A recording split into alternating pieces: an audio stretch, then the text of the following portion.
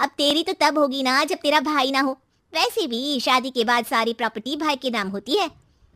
सृष्टि समझ जाती है कि उसे किसी भी हालत में माँ बाप की सारी प्रॉपर्टी को अपने नाम करना है, लेकिन कैसे? एक दिन सृष्टि का भाई शीनू कहता है, बहन क्या कर रही है? तुझसे एक बात करनी है। अरे हाँ हाँ करना, मैं तो तेरी बहन हूँ। बहन मेरी लाइफ में ना एक लड़की है, बहुत अच्छी है। मैं सोच रहा हूँ माँ और पापा से बात करूँ शादी के लिए। सृष्टि को समझ में आ जाता है कि भाई की शादी होते ही भाभी उसे एक दिन भी घर में बर्दाश्त नहीं करेगी। क्या बात है भाई, बताना कौन है वो? यार वो बहुत अच्छी लड़की है, पढ़ी लिखी है, मेरे साथ जॉब भी करती है। बस एक प्रॉब्लम है। हाँ प्रॉब्लम? क्या प्रॉब्लम है भाई? यार वो शादीशुदा है, लेकिन उसके पति ने उसे सिर्फ इसलिए छोड़ दिया क्योंकि उसके माँ बाप दहेज नहीं दे पाए। सृष्टि ये सुनकर न जाने क्यों खुश हो जाती है। हाय भाई तो क्या हुआ, लड़की तुझे तो पसंद है ना? शीनू को लगता है कि बहन उसे समझ रही है। वो इस बात से अनजान होता है कि उसकी बहन की मंशा पूरा घर हड़पने की है। सृष्टि की माँ से कहती है, मम्मी मुझे तो बहुत चिंता है, पता है शीनू क्या कर रहा है? अरे क्या कर रहा है, वो तो काम पर जाता है और वापस घर आता है। नहीं ना माँ, वो यही तो नहीं कर रहा, बाकी सब कर रहा है। आपको पता है उसे प्यार है, और वो भी एक शादीशुदा लड़की से। ये क्या हो गया? मैं सोसाइटी में क्या मुंह दिखाऊंगी? अरे तेरे पापा तो यही कहेंगे कि मैंने ही उसे बिगाड़ दिया है। माँ देखो मेरी बात मानो, पापा पे भी विश्वास करने की जरूरत नहीं है। अब आप ही बताओ, पापा इतनी देर घर के बाहर रहते हैं क्यों, बोलो? अरे बेटा वो तो नौकरी करते हैं ना। तू बहुत भोली है माँ, पापा का ऑफिस तो 7 बजे खत्म हो जाता है, लेकिन देखो कितनी देर से आते हैं। अरे नहीं बेटा, ऐसी कोई बात नहीं है। सृष्टि माँ को एक औरत से बात करते पिता की फोटो दिखाती है। देखो माँ कैसे हैं पापा, मैं ना कहती थी कि पापा सही नहीं है।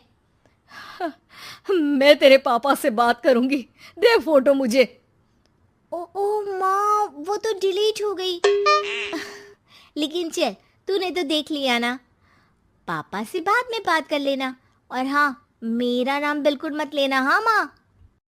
अब क्या था, सृष्टि के माँ और पिता के बीच झगड़ा होना शुरू हो जाता है। सृष्टि के मन में क्या चल रहा था कोई नहीं जानता था। एक दिन माँ, सृष्टि के लिए एक लड़का देखा है, वो लोग शाम को उसे देखने आने वाले हैं। और हाँ माँ, एक खुशखबरी, मैं और पापा मिलकर एक नया बिजनेस ट्राई कर रहे हैं। शाम को लड़का आता है, सांवले रंग का। सृष्टि को तो बिल्कुल भी पसंद नहीं आता। लड़की की माँ कहती है, लड़की का चेहरा तो कोई खास नहीं, लेकिन अगर मेरे बेटे को आप लोग सेटल कर दें तो मैं उसकी शादी आपकी बेटी से करवा दूं। सृष्टि को लड़का बिल्कुल पसंद नहीं था। उसे भाई पर गुस्सा आ जाता है। लड़के वालों के जाने के बाद कहती है, माँ देखा शीनू मेरे लिए कैसा लड़का लेकर आया, न दिखाने लायक न सुनने लायक, सेटल भी नहीं, वो भी हम करे। अरे माँ मैं जानती हूँ ये मेरी शादी किसी भी घर में क्यों करवाना चाहता है। अरे कैसी बात कर रही है बहन, तूने तो देखा ना, लड़के को मैंने ही मना कर दिया तुझसे शादी के लिए। जिसने लड़का बताया था उसने उसकी बहुत तारीफ की थी।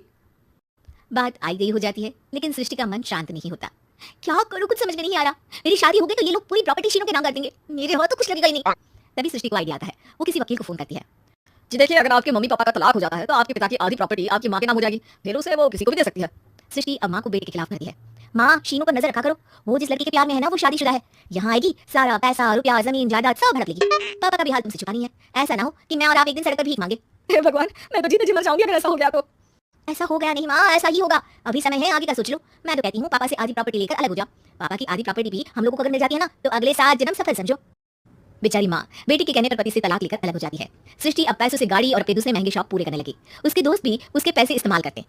सृष्टि, कल तुम कहाँ थी? मैं सारा दिन घर पर अकेली थी। तो मैं क्या करूँ, मैंने ठेका तो नहीं लिया ना तुम्हें संभालेगा। माँ को सृष्टि से ये उम्मीद नहीं थी। वो बैठकर रोने लगती है। वहीं उसका पति यानी कि सृष्टि के पिता आ जाते हैं। मैं जानता था कि तुम्हारा यही हाल होगा, तो आपने मुझे रोका क्यों नहीं? मैं रोकता तो तुम रुकती क्या?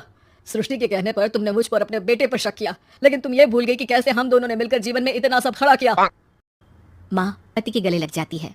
मुझे माफ कर दीजिए, मैंने आपकी कमाई का एक बड़ा हिस्सा गवा दिया। कोई बात नहीं, तुम साथ हो तो मैं ऐसी 7 प्रॉपर्टी खड़ी कर दूंगा। तभी वहां सृष्टि आ जाती है रोते हुए। माँ मयंक ने मुझे छोड़ दिया, वो बोल रहा था जब तक मेरे पास पैसे थे तब तक ही वो मेरे साथ था। पापा माँ मुझे माफ कर दीजिए।